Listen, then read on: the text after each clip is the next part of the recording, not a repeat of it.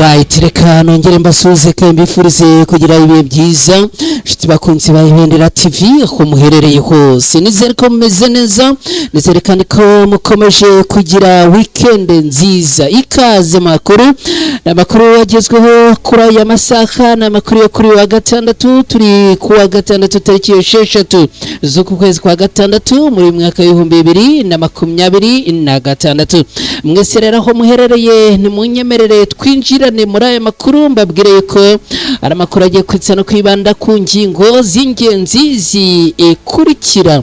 Mu minembwe ni muri Kivu y'Amajyepfo muri Repubulika Iharanira Demokarasi ya Kongo, indege ya FARDC yarashwe mu buryo butunguranye cyane. Abakomando bagera kuri 2 ba Kibu bakasize ubuzima. Turaza kubyinjiramo ku buryo burambuye muri aya makuru.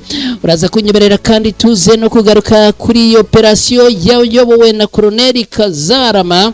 Ni operasiyo bivuga ko yafatiwemo Colonel na Kapiteni mu abarwanyi ba Wazalendo. Ibi nabyo turabyinjiramo ku buryo burambuye hamwe namwe muri aya makuru. Kandi uraza kunyemerera twerekeze Nyiragongo. Umugabo yashimuswe n'abitwaje intwaro, umukozi w'umutekano ahasiga ubuzima. Ibintu bikomeye cyane byongeye no guteza ubwoba n'impagarara mu baturage baherereye ahangaha. Ibyemezo bya Perezida Donald Trump kubimukira byateshejwe agaciro. Ibi nabyo ndaza kubikugezaho akantu ko kandi muri aya makuru. Kandi uraza kunyemerera nkubwire ko James Handi wabaye cyamamare muri sinema ku isi nzima yishwe atewe icyuma. Ese ibi byakozwe nande? Byakorewe he? Ibi byose nibyo teganyirijwe hano kuza gusobanukirwa muri aya makuru. Tukiri kumwe namwe kandi turaza kubabwira yuko igihugu cy'Ubwongereza kiri mu gihe cy'akaga gakomeye cyane. No kubera iki gihugu cyaje kwisanga mu bihe by'akaga bikomeye cyane. Ibi nabyo turaza kubyinjiramo hamwe namwe muri aya makuru. Turaza no kwerekeza mu gihugu cya Mali, mbabwire ko amaneko y'Ubufaransa yakatiwe igifungo cy'imyaka 20 yose. Ibi rero nibyo tugiye gusangira hamwe namwe muri aya makuru agezweho kuri aya masaha ku Ibendera TV. Nizere ko mumeze neza, nizere ko mukomeje kugira weekend nziza. Nitwa Mukada, mwese aho muherereye mbahaye ikaze. Nizera kandi ko ubwo ibihe byanyu mukomeje kugenda mubigiriramo imigisha n'amahirwe. Reka munyemerere rero ibintu tubigenze gutya, hanyuma mu kanya gato cyane ngaruke twinjira muri aya makuru ku buryo burambuye. Nitwa Mukada, hani ku Ibendera TV, mwese mbahaye ikaze.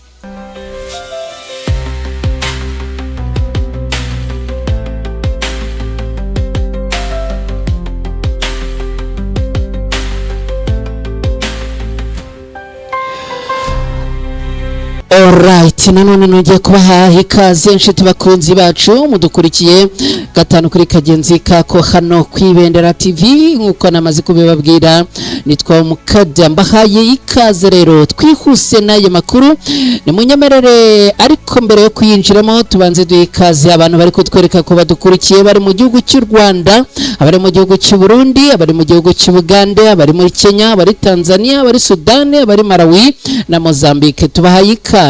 Ubwo kandi tunahaye ikaze abantu mwese mudukurikiye muherereye muri Afurika, abari mu bihugu bya kure, abari muri Leta Zunze Ubumwe za Amerika, abari mu Holandi, abari muri Canada n'ahandi. Tubahaye ikaze. Mu minembwe ni muri Kivu y'Amajyepfo muri Repubulika Iharanira Demokarasi ya Kongo, indege ya FARDC yarashwe mu buryo butunguranye cyane. Abakomando ba Kibu bagera kuri 2 bahuye n'akaga gakomeye cyane. Amakuru akomeje gukwirakwira hirya no hino ku mbuga nkoranyambaga no mu bitangazamakuru bitandukanye. Turutse Minembwe aravuga ko habaye igikorwa cya gisirikare cyateje urujijo n'impaka nyinshi nyuma y'uko indege ya FARDC ivugwa ko yarasiwe muri aka gace kari kamaze iminsi karangwamo imirwano ikomeye hagati y'impande zihanganye. Amakuru avuga yuko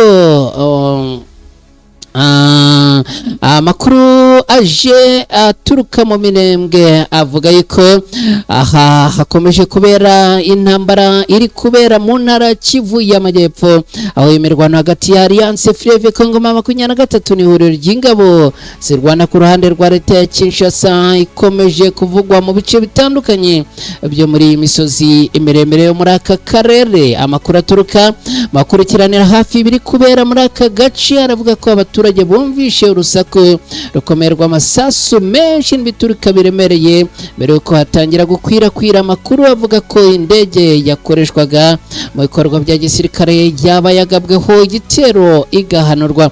Amakuru avuga ko ari indege yo mu bwoko bwa drone bivuga ko ngo yari yazamuwe na Special Forces ba Kibu, bikaba bivuga rero ko iyi ndege yaje guhita ihanurwa igiteraganya.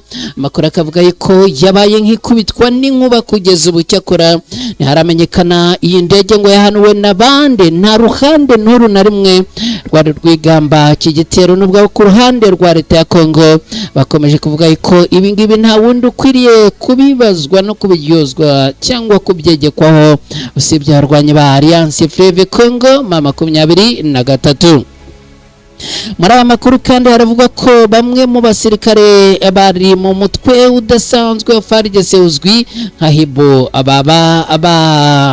huye n'ibibazo bikomeye muri iyi mirwanaho, n'undi bivuga ko abangaba baje kuraswa bitunguranye cyane. Amakuru avuga yuko abango aribo bari barimo kugurutsa izi drone zari zirimo koherezwa mu bice bya Minembwe kwibasira ibice bituwe n'abaturage baherereye ahangaha. Amakuru akavuga yuko uwahanuye iyi drone ngo uwo musniper yaje no kuvizira abasirikare ba Hibu bari bari mu bikorwa byo kuzamura drone nyinshi, akaza rero kubapima urusasu bikaza kurangira ngo abagera kuri 2 bose bahatakarije ubuzima. Hari abavuga ko bamwe bahasize ubuzima mu gihe abandi bavuga ko habayeho igihombo gikomeye cyane ku ruhande rw'izi ngabo zo ku ruhande rwa leta ya Kongo. Icyakora nk'uko bisanzwe mu bihe by'intambara ibintu bikomeje gufata intera yo ku rwego rwo hejuru. Abaturage bo mu Minembwe bavuga ko muri iyi minsi ubuzima bwongeye kuba bubi kurushaho. Bamwe batangiye kuva mu byabo berekeza mu bice batekereza ko bafitemo umutekano, mu gihe abandi bahisemo kuguma mu ngo zabo nubwo bafite ubwoba bwinshi bw'uko imirwano ishobora gukomeza gukaza umurego. Abasesenguzi mu bya gisirikare baravuga ko Minembwe ikomeje kugira agaciro gakomeye ku mpande zose zihanganye kubera imiterere yako y'imisozi n'inzira zihuza utundi duce twa Kivu y'Amajyepfo. Niyo mpamvu rero buri ruhande rukomeje gushyira imbaraga nyinshi muri aka karere, ibintu bituma imirwano ihakomeza kuba ikaze kurusha ahandi henshi. Mu gihe amakuru atandukanye akomeje gusakara ku mbuga nkoranyambaga no mu bitangazamakuru bitandukanye, ariko kandi no mu baturage batuye ahangaha haracyategerejwe ibisobanuro birambuye bishobora guturuka ku nzego zifitiye ububasha kugira ngo hamenyekane neza ibyabaye n'ingaruka byagize ku mpande zirebwa n'iyi mirwano. Icyakora ikigaragara nuko Minembwe ikomeje kuba imwe mu nkingi zikomeye z'intambara irimo kubera mu burasirazuba bwa Repubulika Iharanira Demokarasi ya Kongo, kandi ikaba buri munsi aha hakomeje kubera imirwano ikomeye cyane. Buri makuru mashya ava muri aka gace akomeza gukurikirwa n'abantu benshi, imbaga y'abantu imbere muri iki gihugu cya Repubulika Iharanira Demokarasi ya Kongo no hanze y'iki gihugu. Nta yindi mpamvu nuko abaturage bo mu bwoko bw'abanyamurenge bakomeje kugabwaho ibitero bibica umunsi ku munsi, umusubirizo ku wundi. Shiti bakunzi ba Ibendera TV rero mudukurikiye ni munyemerere dukomeze n'aya makuru tuyakomereze kuri ingingo ni ingingo nayo ikomeye cyane ariko mbere yo kwinjira kuri iyi ngingo nayo twabateguriye ni munyemerere tunababwire yuko hano turi makuru agezweho kuri aya masaha ku Ibendera TV. Niba rero wamaze kugera hano unyemerere nkorere like uraza kuba ugize neza, niba haribwo bwa mbere ugeze hano ku Ibendera TV nkorere subscribe uraza kuba ukoze cyane. Hanyuma rero operasiyo yayobowe na Colonel Kazarama yafatiwemo Colonel na kapiteni bo mu ngabo za nabo mu barwanyi ba Wazalendo bafatanya n'ingabo za leta ya Congo FARDC kurwana n'abarwanyi b'intare za Sarambwe. Operasiyo idasanzwe yayobowe na Colonel Vianney Kanyamuhanda Kazarama usigaye ashinzwe ubukangurambaga mu mutwe wa Alliance Fleuve Congo 23 yafatiwemo umwe mu bayobozi b'imitwe ya Wazalendo nako undi murwanyi mukuru wayo yishyikiriza ubutegetsi bwa Alliance Fleuve Congo 23 ku bushake. Ni operasiyo yabereye mu gace ka Nyabananira muri groupement ya Binza muri teritwari ya Rucuru. Muri operasiyo Colonel Kazarama n'itsinda yarayoboye bafashe ngabo Jean de Dieu unazwi ku mazina ya Kadogo Murinda Hami Jean de Dieu, uyu akaba yaritaga Colonel mu mitwe y'abarwanyi ba Wazalendo. Uretse ifatwa ye iyo operasiyo yanatumye kapiteni witwa Shukuru yishyikiriza ubuyobozi Alliance Fleuve Congo 23 ku bushake, mu gihe ingabo z'aba barwanyi zanafashe intwaro zitandukanye zari mu maboko y'abo barwanyi n'imbunda z'amoko atandukanye zibarirwa mu 10 zose. Amakuru yatangajwe n'ubuyobozi bwa Alliance Fleuve Congo 23 avuga ko imbunda zafashwe zirimo inini yo mu bwoko bwa APKM, ibisasu bibiri bya RPG ndetse n'imbunda zirindwi zo mu bwoko bwa CMG no kuvuga submachine gun. Kuwa 4 tariki enye Kamena muri uyu mwaka nibwo Colonel Kazarama yashyikirije bariya barwanyi ubuyobozi bwa teritwari ya Rucuru, aho abakiriwe n'ubuyobozi bw'iyi teritwari mu izina ryabo akaba ari umuyobozi witwa Ephraim Kabasha w'iyi teritwari ya Rucuru wabakiriye.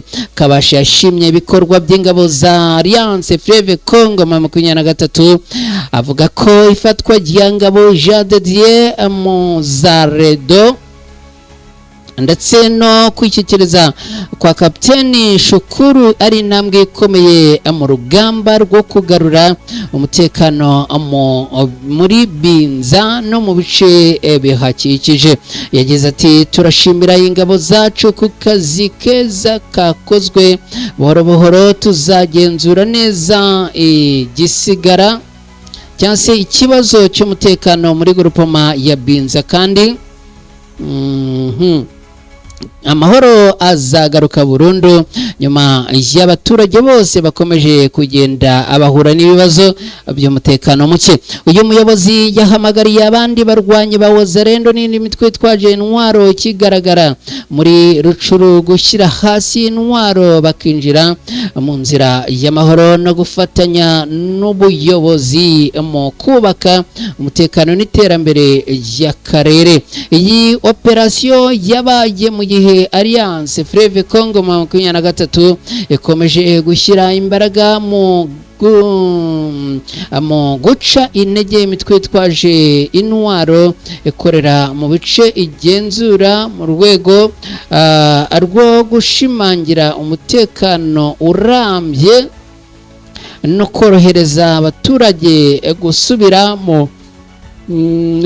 mu bikorwa byabo bya buri munsi. Inshuti bakunzi ba Ibendera TV, munyemerere noneho twerekeze Nyiragongo mbabwire ko umugabo yashimuswe n'abitwaje intwaro ni ibintu bikomeye cyane mw'abantu mwe kugira ngo uyu mugabo ashimutwe n'abitwaje intwaro, hanyuma kandi bikavugwa ko umukozi wari ushinzwe umutekano yaje kuhasiga ubuzima. Abaturage bo muri teritwari ya Nyiragongo mu ntara Kivu y'Amajyaruguru bakomeje kuba mu gihirahiro nyuma y'ibikorwa bibiri bikomeye byabaye mu minsi ibiri ikurikiranye kandi ishize, aho umugabo umwe yashimuswe n'abitwaje intwaro mu gihe kandi ubundi umwe arashimuswe n'abitwaje intwaro mu gace ka Kibati, mu gihe umukozi ushinzwe umutekano yapfiriye mu rugo iwe mu gace ka Muningi. Ibintu bibabaje cyane kandi biteye n'agahinda. Aya makuru akomeje guteza impungenge abaturage biteritwaraho umutekano maze igihe vugwaho byinshi kubera ibikorwa by'ubwicanyi, gushimuta abaturage n'ibindi bikorwa by'urugomo bikomeje kuvugwa muri aka karere. Mu mudugudu wa Kaguri uherereye muri grupoma ya Kibati, abaturage bavuga ko mu ijoro ryo ku itariki 5 rishyira kuri uyu munsi tariki 6 Kamena muri uyu mwaka, abantu bitwaje intwaro binjiye mu rugo rw'umugabo witwa Bora Sekene bakamujyana ku ngufu nyuma yo kumukura iwe. Abaturage bavuga ko abo bagizi ba nabi bahise baburirwa irengero nyuma yo kumushimuta bajyana nawe ahantu hatazwi. Kugeza ubu nta makuru aramenyekana kuko yaba afungiye cyangwa ku ubuzima bwe. Ibintu byatumye umuryango we n'abaturage bagira ubwoba bwinshi. Abo mu muryango wa Bora Sekene bavuga ko bamaze amasaha menshi nta makuru bafite ku umuntu wabo, kandi bakaba bakomeje gusaba inzego zibishinzwe gukora ibishoboka byose kugira ngo ashakwe kandi agarurwe mu muryango we amahoro. Mu gihe abaturage ba Kibati bari mu gahinda bagihangayikishijwe n'iki gikorwa cyo gushimutwa k'uyu muntu, undi mwuka mubi wongeye gutaha muri grupoma ya Munigi ni mu mudugudu wa Ngangi ya gatatu. Amakuru atangwa n'abaturage n'abari hafi y'aho ibintu byabereye aravuga ko umukozi ushinzwe umutekano wakoreraga ubuyobozi bw'akarere yitabye Imana nyuma yo kuraswa n'isasu yamufashe ari mu biro by'umudugudu. Amakuru yibanze avuga ko uwo mukozi yaba yaraswe n'intwaro yari afite, ariko kugeza ubu impamvu nyamukuru y'icyateje urupfu rw'uyu muntu ntago iramenyekana, nubwo bivuga yuko iperereza rigikomeje. Urupfu rwe rwahise rutera urujijo n'ibibazo byinshi mu baturage, cyane cyane ko rwabaye mu gihe umutekano muri Nyiragongo ukomeje kugenda uba ikibazo gikomeye cyane. Mu mezi ashize abaturage bo muri Nyiragongo bakomeje gutabariza inzego zibishinzwe bavuga ko imirwano yo gushimuta abantu n'uburakari ndetse n'ubujura bwitwaje intwaro n'ibindi bitandukanye ahangaha ngo bikomeje kwiyongera. Imiryango ya sosiyete sivile nayo yakunze kugaragaza impungenge ko abaturage bo mu bice by'icyaro bagikomeje kubaho mu bwoba kubera umutekano mukeya. Abaturage bavuga ko buri munsi baba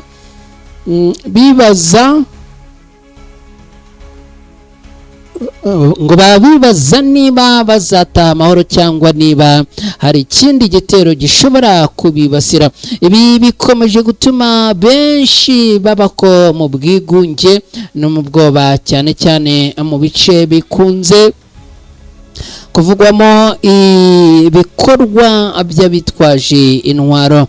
Mu gihe hagitegerejwe igisubizo cyanyu hagitegerejwe rero ngo igisubizo iperereza ku byabaye muri Kibati na Munigi. Abaturage bakomeje gusaba ko umutekano wakazwa kugira ngo ibikorwa by'abaturage bidakomeza kuba gukomwa mu nkokora cyangwa se kuba mu kaga na kangaratete. Inshuti bakunzi ba Ibendera TV mudukurikiye kuri aya makuru, munyemerere mbabwire ko turi makuru agezweho kuri aya masaha ku Ibendera TV. Nge nitwa Umukada, niba amaze kugera hano ndongera kukwibutsa ngo nkorere like, uraza kuba ugeze neza nubikora. Niba ari bwo bwa mbere ugeze hano nkorere subscribe, uraza kuba ukoze cyane. Nyemerera nkubwire yuko ibyemezo bya Perezida Donald Trump kubimukira byateshejwe agaciro. Umucamanza wo muri Leta Zunze Ubumwe za Amerika yemeje ko ubutegetsi bwa Perezida Donald Trump bwanyuranije n'amategeko igihe bwakumiraga bimukira bakomoka mu bihugu 39. Ku itariki 5 Kamena muri uyu mwaka, uyu mucamanza wo muri leta ya Rhode Island John McConnell yemeje ko urwego rwa Amerika n'urwego rwa Amerika rushinzwe ubwenegihugu n'abinjira n'abasohoka rwashyizeho uruhererekane rwa politiki zambura uburenganzira abanyamahanga bakomoka mu bihugu byo muri Afurika na Aziya. Iki cyemezo cyafashwe ku munsi Sena ya Amerika yemejeho umushinga wo gutanga amafaranga yo gushyigikira gahunda ya Trump yo gukaza umutekano n'ingamba zo gukumira ibyaha bikomeye kandi bitandukanye. Inshuti bakunzi ba Ibendera TV mudukurikiye, ni munyemerere twerekeze no muri inkuru mbabwire yuko uyu mugabo witwa James uyu nguyu ibye byaje kutagenda neza. Yes.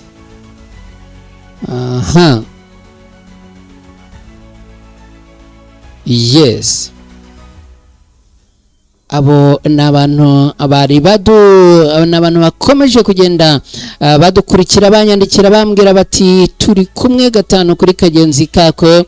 Nibutse ko niba udukurikiye hano muri aya makuru ushaka gutanga igitekerezo cyawe ushobora kutwandikira unyuze kuri WhatsApp ya Ibendera TV. Ushobora kandi no kutwandikira uciye ahangaha kuri YouTube, hanyuma ubundi ibintu bikakomeza kugenda neza cyane. Turakomeje rero n'aya makuru, ni munyemerere mikrofone ya Ibendera TV tuyerekeze kuri uyu mugabo. Uyu mugabo yamaze gupfa, akaba yapfuye, mvuze ko yapfuye urw'agashinyaguro ntago naba mbeshye. Uyu akaba ari James kandi wabaye icyamamare muri sinema, akaba yishwe atewe icyuma n'umuhungu w'umukunzi we.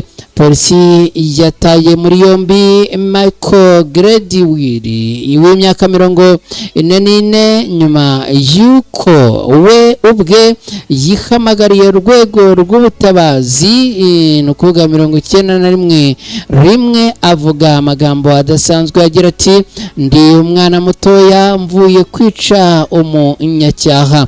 Polisi yahageze isanga kandi mu cyumba cy'inzu yatewe icyuma mu gatuza, nyuma aza kugwa mu bitaro aho yari yajyanwe igitaraganya kugira ngo yitabweho. Ku bijyanye n'icyateye ubu bwicanyi, inshuti z'umuryango zavuze ko Gladwell yari aherutse kugaragaza ibibazo by'indwara yo mu mutwe.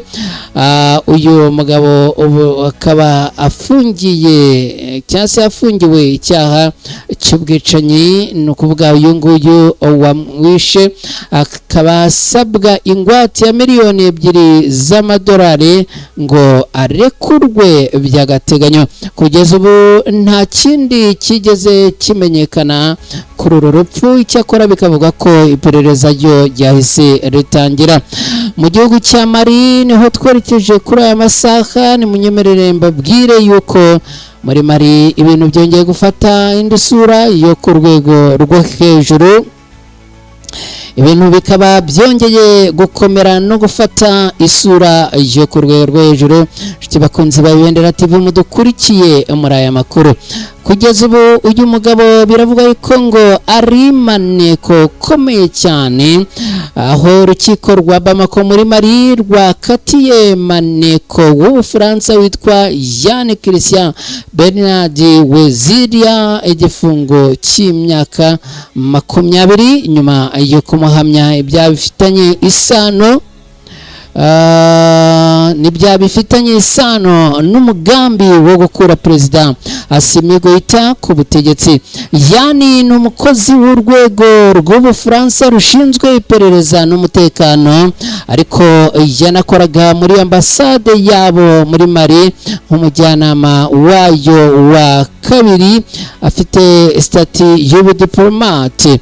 Tariki ya 13 Kanama muri uyu mwaka w'ibihumbi ni mwaka ushize 2025 ubwo yari mu mujyi wa Bamako muri Mali, yatawe muri yombi n'abantu bari bafite intwaro bahishe amasura, biza kumenyekana ko ari abarwanyi b'abakozi b'urwego rw'iperereza rwa Mali. Icyo gihe hafashwe ingamba zikomeye cyane, dore yuko ubundi aha ibintu bikomeje gufata intera je ku rwego rwo hejuru. Uyu Mufaransa yaburanishijwe n'urugereko rw'urukiko rwa Bamako rushinzwe kuburanisha ibyaha bitandukanye iby'iterabwoba, iby'iterabwoba n'ibindi bitandukanye. Gusa kugeza ubu ngubu iby'uyu mugabo bikaba bikomeje kuba mukaga na kangaratete. Tuganye ku musozo w'aya makuru rero, ariko nago nagenda nababwiye bijyanye n'iyi nkuru. Ni inkuru iturutse mu gihugu cy'Ubwongereza. Right, ni inkuru iturutse mu gihugu cy'Ubwongereza rero, ikaba ivuga yuko kugeza ubu Ubwongereza buri mu gihe cy'akaga gakomeye cyane. Umugaba mukuru w'ingabo z'Ubwongereza yitwa Sir Richard Kenexton yatangaje ko igihugu cye kiri mu gihe cy'umutekano muke kurusha ibindi bihe byose yabonye byabayeho mu myaka 35 yose amaze mu gisirikare. Ni mu kiganiro yagiranye na BBC, Kenexton yavuze ko ibikorwa by'Uburusiya birimo ibitero by'ikoranabuhanga, no kuvuga cyber attacks, ibikorwa byo gusenya iminara n'ibindi byose ngo bikomeje gushyira gitutu ku bihugu byo mu burasirazuba bw'isi. Yavuze ko Ubwongereza bugomba kongera ubushobozi bw'ingabo zabwo no gushora amafaranga menshi mu ikoranabuhanga rya drone ndetse n'igisirikare. Nshuti bakunzi ba Ibendera TV rero, mwari muri kumwe natwe muri aya makuru. Ni munyemerere mbabwire yuko bije mu gihe intambara hagati y'Uburusiya na Ukraine ikomeje gukaza umurego, ndetse n'ibihugu byo muri NATO bikaba bikomeje gushimangira gahunda zo kwirinda ibishobora guhungabanya umutekano wabyo. Ibi bihugu rero bikaba byaranze kwishora mu ntambara ikomeye Leta Zunze Ubumwe za Amerika zagabye kuri Irani. Nshuti bakunzi bacu mudukurikiye, mwakoze cyane kubana natwe, mwakoze gukurikira Ibendera TV. Hanyuma gahunda za Ibendera TV zirakomeza. Njye nitwa Mukada, mwese bye, ciao ciao.